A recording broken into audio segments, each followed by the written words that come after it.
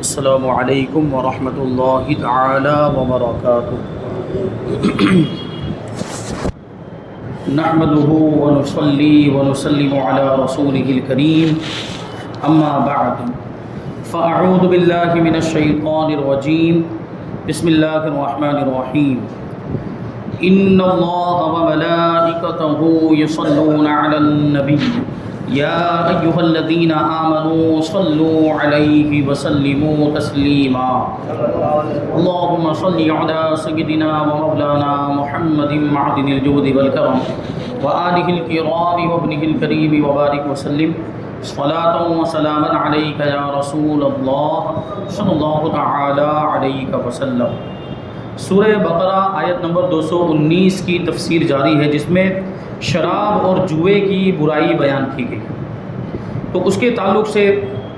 کچھ باتیں اس سے پہلے والے درس میں شامل کی گئی کہ شراب پینا یہ کتنی بری بات ہے اور اس کی وجہ سے کتنی خرابیاں پیدا ہوتی ہے اور کتنے فسادات پیدا ہوتے ہیں، اور یہ بہت ساری برائیوں کی جڑ ہے۔ اور پھر حضرت جعفر طیار رضی اللہ تعالیٰ عنہ کے تعلق سے جو ایک بہت ہی پیاری حدیث پاک بیان کی گئی کہ حضرت جبرائیل نے حضور کی بارگاہ میں آ کر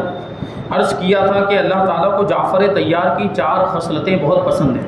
وہ 4 خصلتیں کیا تھی کہ انہوں نے کبھی شراب نہیں پی، یعنی زمانہ جاہلیت میں بھی شراب کی حرمت نازل ہونے سے پہلے بھی انہوں نے کبھی شراب نہیں پی، کیونکہ شراب عقل کو ختم کر دیتی ہے اور وہ چاہتے تھے کہ ان کی عقل اور تیز ہو جائے۔ دوسری جو خصلت تھی کہ انہوں نے کبھی بھی بتوں کی پوجا نہیں کی، شرک نہیں کیا۔ اور تیسری خصلت یہ تھی کہ انہوں نے کبھی بھی زنا نہیں کیا۔ اور چوتھی خصلت یہ تھی کہ انہوں نے کبھی بھی جھوٹ نہیں بولا۔ تو یہ 4 چیزیں، یہ 4 عادتیں ان کے اندر تھی، جن کی وجہ سے اللہ تبارک و تعالیٰ نے ان کو اپنا پسندیدہ بندہ بنا لیا اور ان کو اپنی طرف سے محبوبیت کا مژدہ عطا فرمایا۔ تو اگر یہ 4 خصلتیں ہم بھی اپنے اندر پیدا کر لیں تو ہم بھی اللہ تبارک و تعالیٰ کے محبوب بن سکتے ہیں۔ اور پھر یہ بات یقینی ہے کہ جو اللہ تبارک و تعالیٰ کا محبوب بن جائے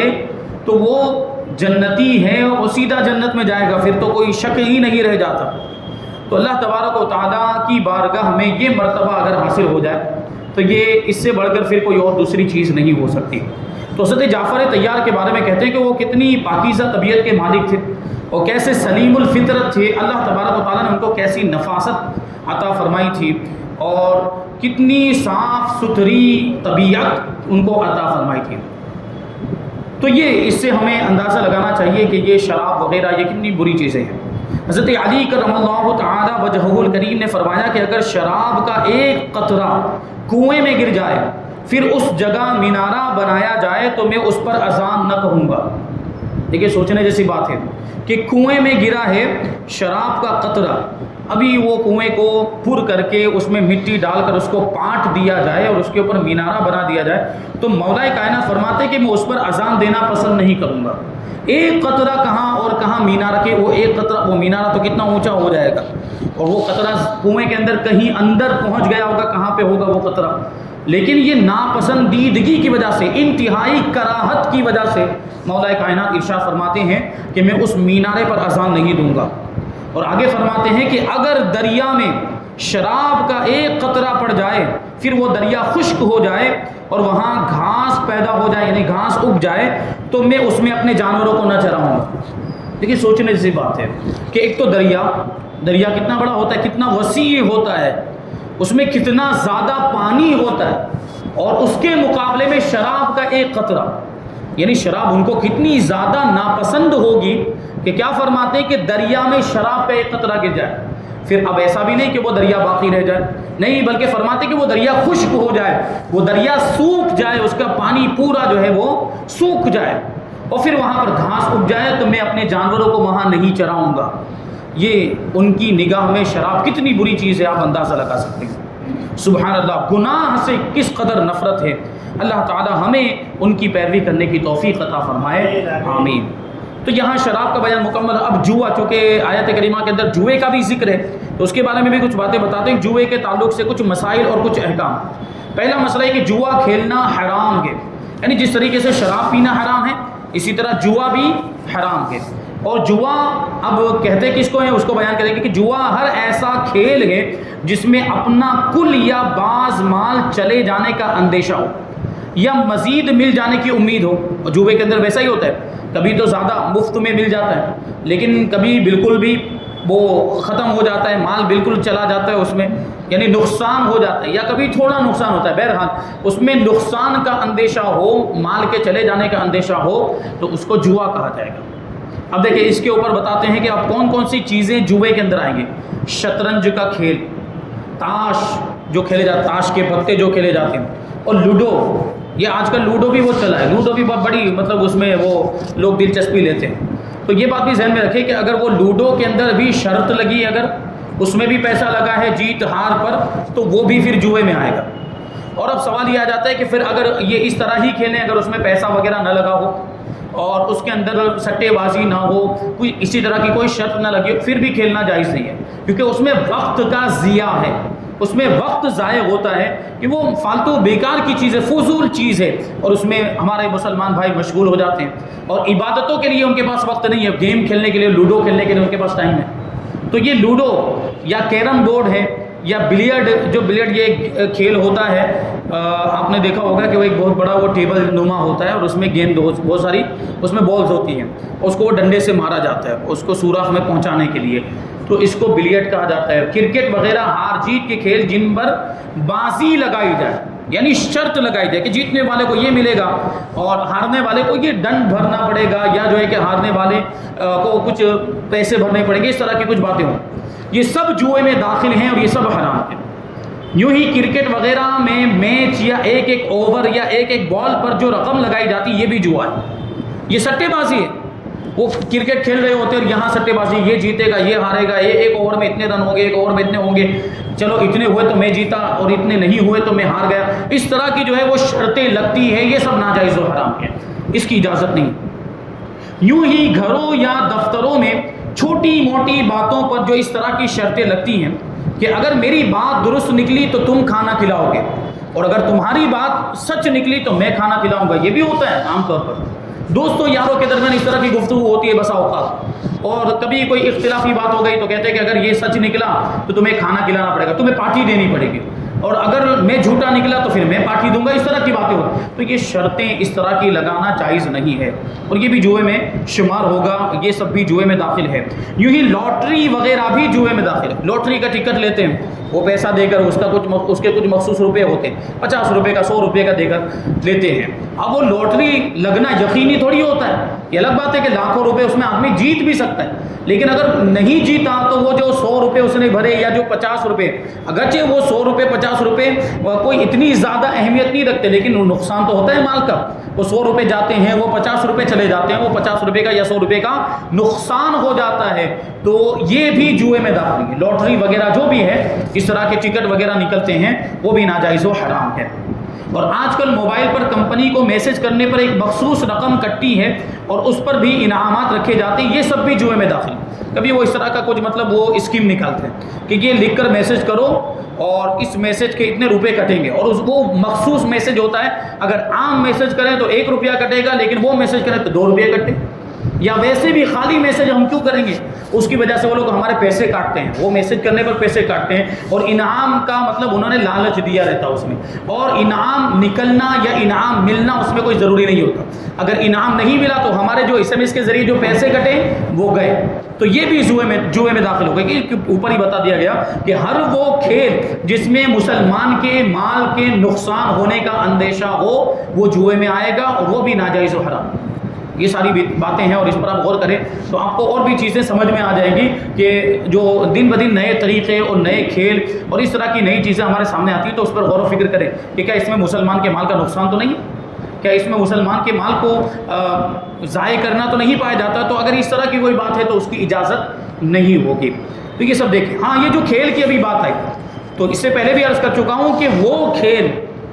جس میں جسمانی ورزش بھی ہوتی ہے, یعنی ایکسرسائز بھی ہو جائے, جیسے کرکٹ ہے, فٹ بال وغیرہ, تو اس میں ایکسرسائز بھی ہو جائے گی, جسمانی ورزش بھی ہو جائے گی. تو اگر ورزش کی نیت سے یہ کھیل کھیلے جائیں اور اس میں کوئی شرط نہ لگی ہو، کوئی سٹے بازی نہ ہو، کوئی پیسہ نہ لگا ہو، ہار جیت کی بازی نہ لگی ہو، مقابلہ آرائی نہ ہو، تو ایسی صورت میں یہ کھیل کھیلنے کی اجازت ہے۔ کرکٹ وغیرہ کھیلنے کی اجازت ہے، لیکن کب؟ جب ورزش کی نیت سے کھیلے، ایکسرسائز کی نیت سے کھیلے، ٹھیک ہے۔ اب ظاہر سی بات ہے کہ وہ جو کھیل جو بیٹھ کر کھیلے جاتے ہیں، جو موبائل میں، جیسے لوڈو وغیرہ یا وہ پب جی وغیرہ جو گیم ہے، اس میں کون سی ورزش ہوتی ہے؟ اس میں کوئی ورزش نہیں ہے، لہٰذا اس کی اجازت نہیں ہے، وہ کھیلنا جائز نہیں ہے۔ آگے اللہ تبارک و تعالیٰ ارشاد فرماتا ہے کہ وَيَسْأَلُونَكَ مَاذَا يُنْفِقُونَ،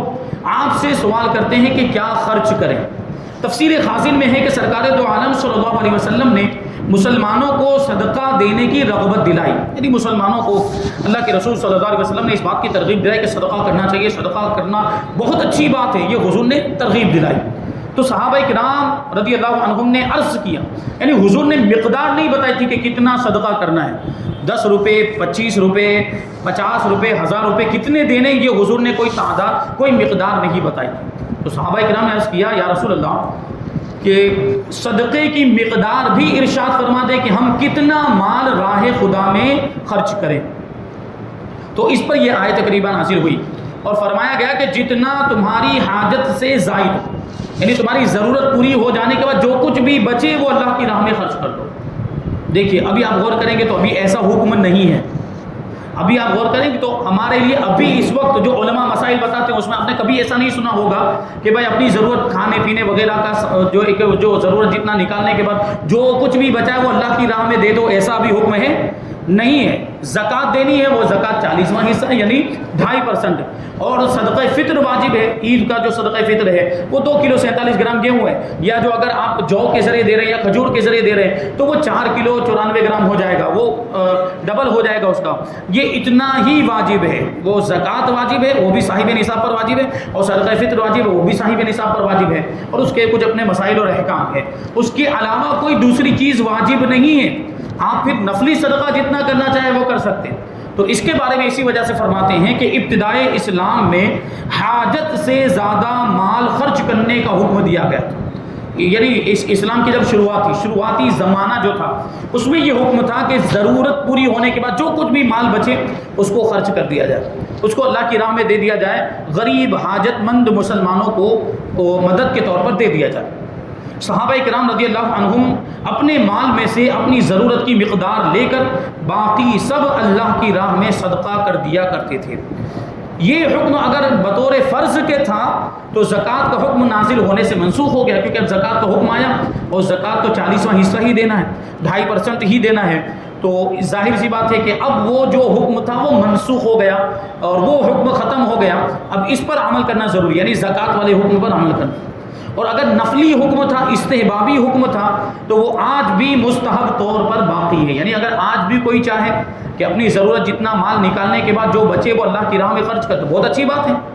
اور بہت ثواب ملے گا کہ اپنی ضرورت جتنا مال نکال لیا، پھر جو کچھ بھی بچتا ہے، جیسے مثال کے طور پر اس کا مہینے کا خرچہ ہے 15,000 روپے اور وہ کما لیتا ہے 30,000 روپے، تو اس نے اپنے 15,000 روپے نکال لیے اور باقی کے جو 15,000 ہے وہ اللہ کی راہ میں خرچ کر دیے، تو کتنا ثواب ملے گا۔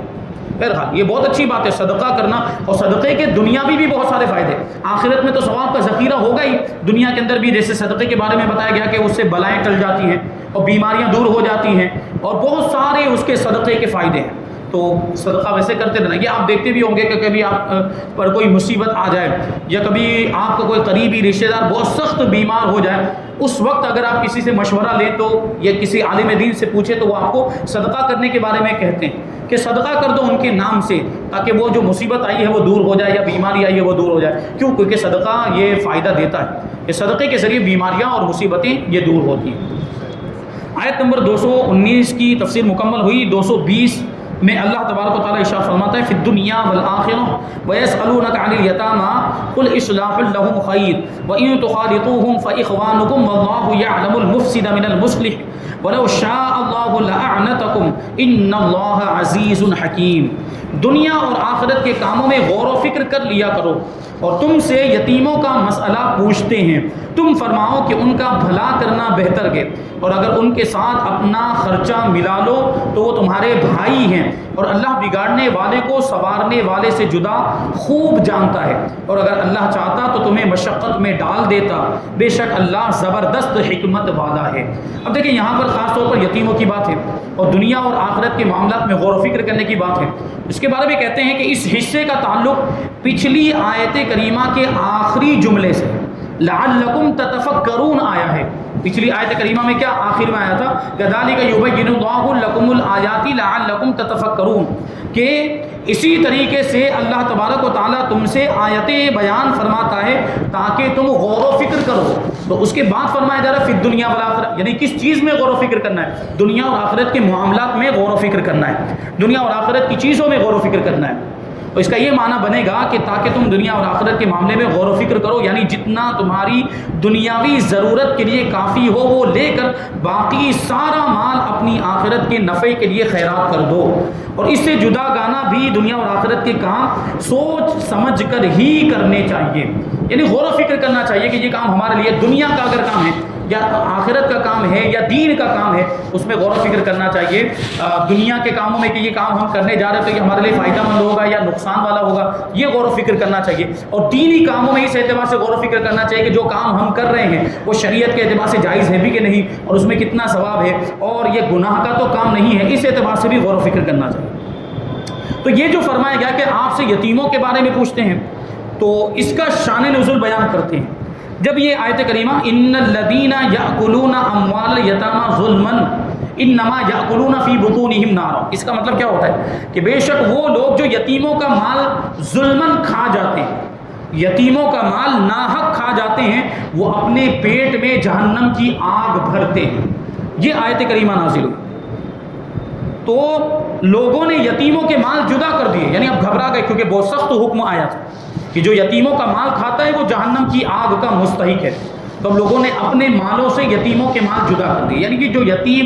یتیموں کے جو اولیاء تھے، جیسے یتیم کا تو مطلب ہی ہوتا ہے جس کا باپ انتقال کر گیا، وہ نابالغ بچہ جس کا باپ انتقال کر گیا ہو، تو اب اس کا چاچا اس کی پرورش کرتا ہے، یا اس کا جو ہے بڑا ابا اس کی پرورش کرتا ہے، یا اس کے علاوہ اگر کوئی قریبی رشتہ دار ہو، یہ دونوں نہ ہو تو وہ جیسے دادا ہو تو دادا کا بھی پرورش کرتا ہے، تو یہ ہوتا ہے۔ تو اب مثال کے طور پر چاچا پرورش کر رہا ہے، تو چاچا نے یہ کیا کہ یتیم کے لیے اس کا باپ کچھ مال چھوڑ کر گیا،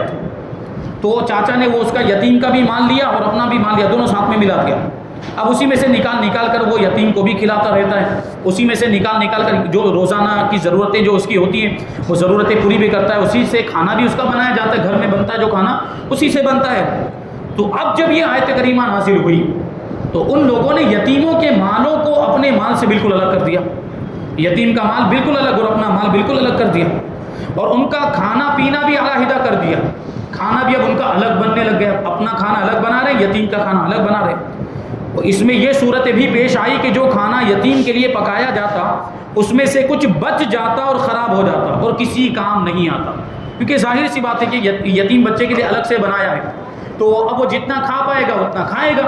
اور جو نہیں کھا پائے وہ بچے گا، وہ بچے گا تو ظاہر سی بات ہے یتیم کے مال سے بنایا گیا ہے تو دوسرا کوئی نہیں کھا سکتا، تو اب وہ کوئی دوسرا نہیں کھا سکتا، کسی دوسرے کام بھی نہیں آ سکتا، تو وہ کیا ہو جائے گا؟ ضائع ہو جائے گا اور وہ خراب ہو جائے گا، پھر اس کو پھینکنا پڑے گا، تو اس سے تو وہ یتیم کے مال کا نقصان ہو رہا ہے۔ تو یہ صورتیں بھی پیش آئی، اس میں یتیموں کے مال کا نقصان ہونے لگا۔ تو یہ صورتیں دیکھ کر حضرت عبداللہ ابن رواحہ رضی اللہ تعالیٰ عنہ نے حضور پاک صلی اللہ علیہ وسلم کی بارگاہ میں عرض کیا کہ اگر یتیم کے مال کی حفاظت کی نیت سے اس کا کھانا اس کے سرپرست اپنے کھانے کے ساتھ ملا لے تو اس کا کیا ہوگا؟ یعنی اچھی نیت سے اگر اس کے مال کو ہم اپنے مال کے ساتھ ملا لیں، کہ یتیم کے مال کو اس کے سرپرست نے اپنے مال کے ساتھ اس لیے ملایا ہے تاکہ کھانا بھی ایک ساتھ میں بنایا جا سکے۔ اب اگر کھانا بچ بھی جائے گا تو یہ مانا جائے گا کہ وہ ہمارے پیسوں سے بنا ہوا کھانا، جو اس کے پیسوں کا تھا وہ کھا چکا، اب جو بچا ہے وہ ہمارے پیسوں کا تھا تو وہ اب کھا سکتے کیونکہ مال تو ملا دیا گیا ہے۔ تو اچھی نیت کے ساتھ اس کے مال کو اپنے مال کے ساتھ ملانا جائز ہے کہ نہیں؟ اچھا، اس میں ایک اچھی نیت یہ بھی ہو سکتی ہے کہ ہم اس کے مال کو ہمارے مال کے ساتھ اس لیے ملائیں تاکہ ہم اس کو تجارت میں لگائیں گے، تاکہ ہم اس کو کاروبار میں لگائیں گے، اس کو انویسٹ کریں گے، تو جس طرح ہمارے مال میں اضافہ ہوگا تو اس کے مال میں بھی اضافہ ہوگا، تو اس میں تو اس کا فائدہ ہی ہے، یتیم کا فائدہ ہے، تو یہ بھی ایک اچھی نیت ہوئی۔ اس کے بارے میں حضور سے حضرت عبداللہ ابن رواحہ نے پوچھا تو اس پر یہ آیت کریمہ نازل ہوئی اور یتیموں کے فائدے کے لیے ان کے مال کو سرپرست کے مال کے ساتھ ملانے کی اجازت دے دی گئی. یعنی اچھی نیت کے ساتھ اگر ملایا جائے اور اس کو فائدہ پہنچانے کے لیے ملایا جائے تو اس میں کوئی حرج نہیں ہے. لیکن ساتھ ہی یہ بھی تنبیہ فرما دی کہ تمہیں یتیموں کے فائدے کے لیے مال ملانے کی اجازت تو دے دی گئی ہے، لیکن کون اچھی نیت سے یتیموں کا مال ملاتا ہے اور کس کی نیت میں فساد اور خرابی ہے یہ اللہ تعالیٰ بہتر جانتا ہے. اور یہ نہ ہو کہ ظاہراً تو یتیموں کا فائدہ کر رہے ہوں اور حقیقت میں ان کا مال ہڑپ کرنے کا ارادہ ہو، یعنی لوگوں کو دکھانے کے لیے بس کہ یتیموں کے فائدے کے لیے ہم ایسا کر رہے ہیں، جبکہ ان کی نیت میں کھوٹ ہو اور ان کی نیت یہ ہو کہ یتیم کا مال کھا جائیں گے. تو اللہ تعالیٰ تو نیتوں کو بھی جانتا ہے، اللہ تعالیٰ تو دل کے خیالوں کو بھی جانتا ہے. تو ظاہری طور پر لوگوں کو نہ پتہ چلے لیکن اللہ تعالیٰ تو ہر چیز کو جانتا ہے، وہ کھلی چھپی ظاہری اور باطنی ساری باتوں کو جانتا ہے. آیت مبارکہ کا یہ حصہ واللہ یعلم المفسد من المصلح کہ اللہ تعالیٰ اصلاح کی نیت والے اور فساد کی نیت والے دونوں کو جانتا ہے. یہ فرمان نہایت جامع ہے اور زندگی کے ہزاروں شعبوں کے لاکھوں معاملات میں رہنمائی کے لیے کافی ہے. جہاں ایک ہی چیز میں اچھی اور بری دونوں نیتیں ہو سکتی ہیں وہاں دوسرے لوگ اگرچہ بری نیت کو نہ جانتے ہوں لیکن اللہ تعالیٰ تو جانتا ہے. اب یہاں یتیموں کے تعلق سے دو مسئلے بیان کیے جاتے ہیں. یتیم وہ نابالغ بچہ یا بچی ہے جس کا باپ فوت ہو گیا، اگر اس کے پاس مال ہو اور اپنے کسی ولی کی پرورش میں ہو. اس کے احکام اس آیت میں مذکور ہیں کہ ولی خواہ اس یتیم کا مال اپنے مال سے ملا کر اس پر خرچ کرے یا علیحدہ رکھ کر جس میں یتیم کی بہتری ہو وہ کر سکتا ہے، لیکن ملانا خراب نیت سے نہیں ہونا چاہیے، غلط نیت سے نہیں ہونا چاہیے. اگر اس کو لگتا ہے کہ وہ ملائے گا تو احتیاط نہیں کر پائے گا، یتیم کا مال اپنے مال کے ساتھ ملائے گا تو ہو سکتا ہے کہ اس سے بے خبری میں غفلت میں کچھ ایسا ہو جائے کہ جس کی وجہ سے یتیم کا نقصان ہو جائے. تو پھر اس کے لیے بہتر ہے کہ دونوں کو الگ ہی رکھے، پھر وہ نہ ملائے. اور اگر اچھی نیت کے ساتھ ملا رہا ہے اور اس کو ایسا لگتا بھی ہے کہ وہ فائدہ ہی کرے گا اور نقصان سے اس کو بچائے گا تو پھر اس کو اس کی اجازت بھی ہے، نیت اچھی ہونی چاہیے. دوسرا مسئلہ، اگرچہ اس آیت کا نزول یتیموں کی مالی اصلاح کے بارے میں ہوا ہے کہ یتیموں کے مال کے تعلق سے اچھی نیت ہونی چاہیے اور اس کی بھلائی کی نیت ہونی چاہیے، مگر اصلاح کے لفظ میں ساری مصلحتیں داخل، یعنی یتیم کے لیے خالی مال ہی نہیں بلکہ دوسری بھی جو اس کی ضرورت کی چیزیں، دوسری بھی جو اس کے لیے بھلائی میں شامل ہوں وہ ساری چیزیں اس میں داخل ہیں. یتیموں کے اخلاق، ان کے اعمال، ان کا کردار، تربیت، تعلیم سب کی اصلاح کرنی چاہیے کہ ولی کی ذمہ داری بنتی ہے. یعنی باپ کا تو انتقال ہو گیا، عام طور پر بچوں کی پرورش باپ کرتا ہے، ماں کرتی ہے اور اس پر دھیان دیا جاتا ہے. لیکن جب باپ کا انتقال ہو گیا تو اب ولی کی ذمہ داری بنتی ہے کہ وہ اسی طرح اس کی پرورش کرے جیسے اس کا باپ کرتا ہے، بلکہ اس سے بھی بہتر پرورش کرے.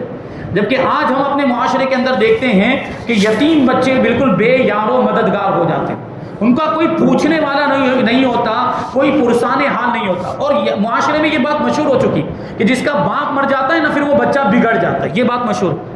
تو یہ کس کی ذمہ داری تھی؟ باپ کا تو انتقال ہو گیا، اب یہ معاشرے کے لوگوں کی ذمہ داری تھی کہ اس کو ہم صحیح طریقے سکھاتے،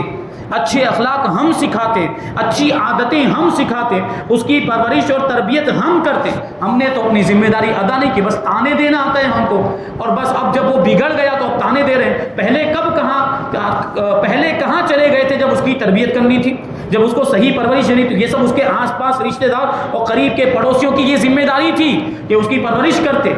لیکن انہوں نے نہیں کی. اب جب بگڑ گیا تو اب تانے دے رہے ہیں، اب اس کی برائی کر رہے ہیں، تو کیا فائدہ؟ اس کے ذمہ دار تم خود بھی ہو.